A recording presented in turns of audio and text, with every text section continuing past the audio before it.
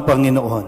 At sumaiyo rin. Ang mabuting balita ng Panginoon ayon kay San Juan. Papuri sa iyo, Panginoon. Noong panahong iyon, si Jesus ay pumunta sa bundok ng mga Olibo. Kinaumagahay, nagbalik siya sa templo. Lumapit sa kanya ang lahat, kaya't umupo siya at sila'y tinuruan. Nooy dinala sa kanya ng mga iskriba at ng mga pariseyo ang isang babaeng nahuli sa pakikiapid. Pinatayo ito sa harapan nila at sinabi kay Jesus, "Guro, ang babaeng ito'y nahuli sa pakikiapid. Ayon sa kautusan ni Moises, dapat batuhin hanggang sa mamatay ang mga gaya niya. Ano ang masasabi mo?" Itinanong nila ito upang subukin siya nang may maisumbong sila laban sa kanya. Ngunit yumuko sa Jesus at sumulat sa lupa sa pamamagitan ng daliri.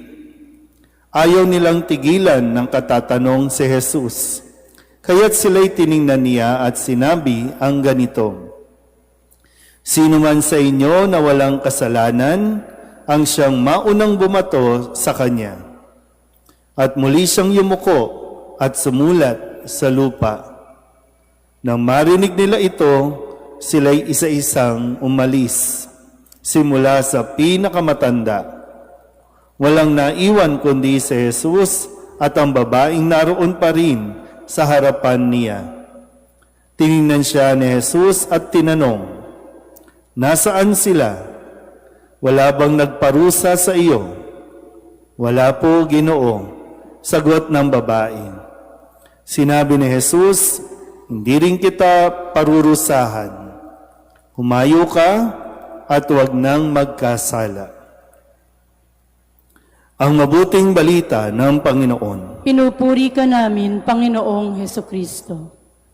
Isang magandang gabi po sa inyong lahat. Father. Ngayon po ay Lunes, sa ikalimang linggo ng ating 40 araw na paghahanda. Sa ating po mga pagbasa, parehong kaso ang inilalatag na dapat nating matutunan, ang kaso ng pakikiapid. Sa unang pagbasa, itong si Susana ay pinagbibintangan. Hindi naman talaga siya nakiapid, pero dahil dun sa dalawang hukom na may pagnanasa sa kanya na hindi niya pinagbigyan, kaya gumawa ng kwento na paratangan ang babaeng ito na nahuli daw nilang nakikiapid. Hindi lang nila nahuli yung lalaki dahil mas malakas daw sa kanila, kaya itong si Susana na lang ang kanilang iniharap para hatulan ng kamatayan. At sa Ebanghelyo, mayroong mga iskriba at mga pariseyong nagdala kay Jesus ng isang babaeng nahuli ding nakikiapid. Pero pasalamat na lang sa unang pagbasa, mayroong Daniel na nagtanggol sa babae para palitawin talaga kung totoo ba o imbento lang ang paghatol ng kamatayan dahil nga sa pakikiapid. Sa Ebanghelyo, naririyan si Jesus na nagtanggol, naging tagapagtanggol dito sa babaeng ito na nahuling nakikiapid. So may pagkakaiba lang dahil sa unang pagbasa, hindi naman totoo, gawa-gawa lang yung kwento. Sa Ebanghelyo, maaring totoo na nahuling nakikiapid ang babaeng ito. So ayon sa kautusan na ibinigay ng Diyos kay Moises, ika-6 na utos, huwag kang makikiapid.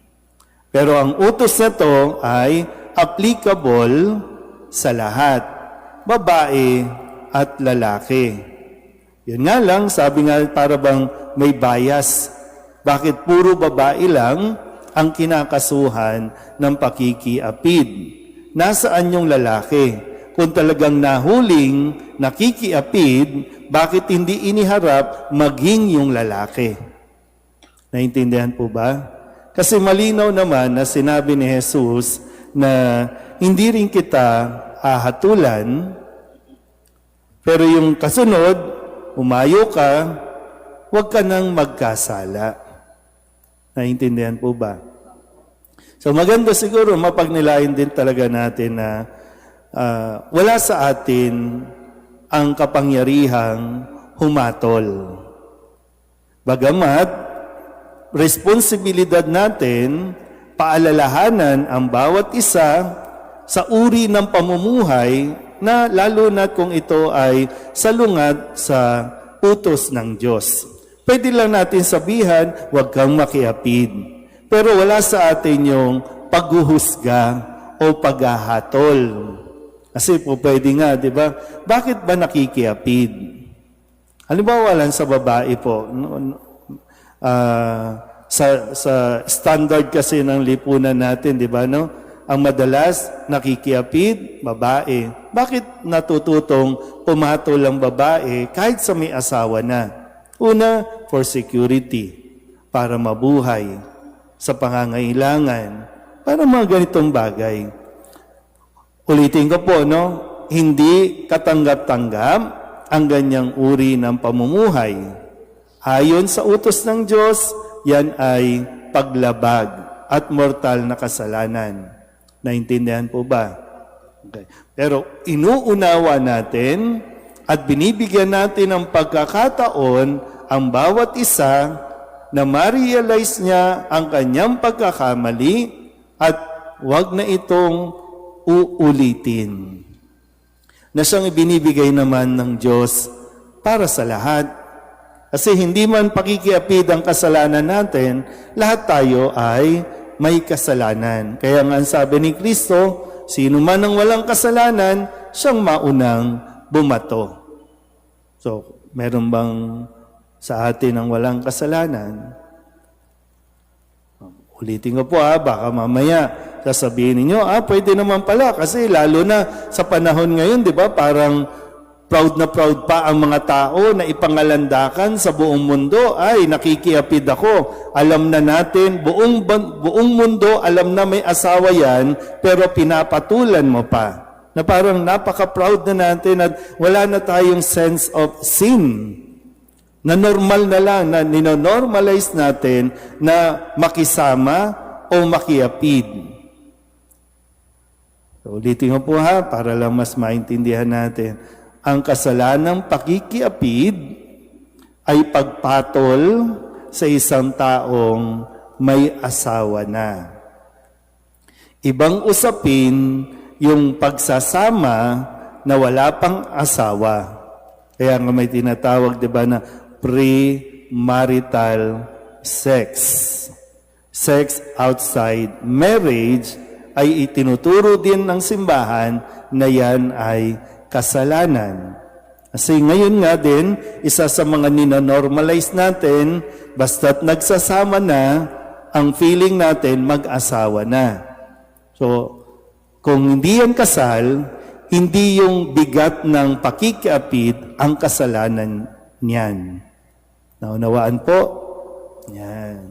Kaya sana po, no, hindi naman binabago ni Jesus. At hindi sinasabi ni Jesus na okay lang yan. Pero binibigyan ng pagkakataon ng Diyos ang bawat isa na sinasabing, umayo ka, huwag ka nang magkasala ulit. So, kung sino man, no, sa mga nasa online, sa mga nasa abroad, minsan ang sinasabi ninyo, malungkot mag-isa, kasi yung pamilya ninyo o asawa ninyo nasa malayong lugar, natukso lang.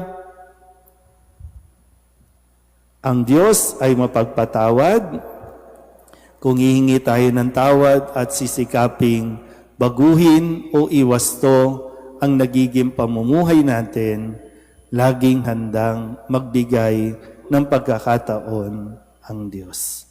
Kaya naman natin mabuhay. No? Halimbawa lang po, no? Kaya mo mabuhay kahit walang lalaki. Kaya mong mabuhay kahit wala yung babae. Sa konteksto po, no, na sasabihin nyo kasi, malungkot walang kasama sa buhay. Pero tingnan nyo yung may mga asawa, malungkot pa rin ang buhay, di ba? Tama ba? Sa mga may asawa, na sinasabi kasi, di ba? Malungkot mag-isa, kaya patol ka na lang ng patol. Pero yung mga may asawa, malungkot ang buhay. So, nasaan talaga, di ba? So, kaya, ang buhay natin, ang kaligayahan natin, ay nasa Diyos lamang.